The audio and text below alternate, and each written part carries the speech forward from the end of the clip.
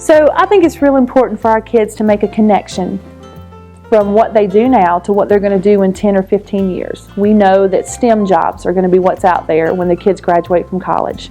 So try to bring those activities into the classroom. For example, today we were dissecting frogs, and I know you're thinking, oh my gosh, we did that in high school and it smelled really bad, but it's not in middle and high school as much anymore, except in more of the advanced sciences. So my job as science specialist is to engage my 5th graders in this activity so that when they get to high school, they'll sign up for those great activities in science. So that's sort of why we do the Science Engage Days. We have Skyped with NASCAR and brought in NASCAR people to help kids work on cars.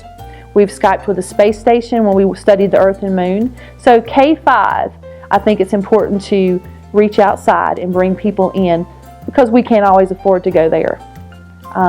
One of the ways I've done this is through Discovery Education. For the last 10 years I've been involved with Discovery. Last year they nominated me to speak at the South by Southwest Conference in Austin, Texas.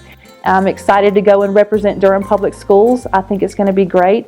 And many of our schools are going to get to connect that week with us. So while I'm working with the Mythbusters, I'm going to be able to Skype that back or Google Hangout that back to our kids.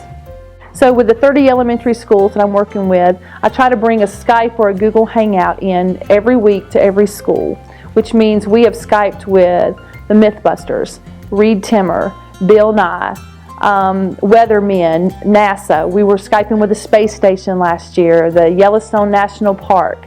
I want the kids in our classroom to know that it's not just Durham where they are. It's not just North Carolina, but when they graduate from school, their jobs can be outside of North Carolina or outside of the United States.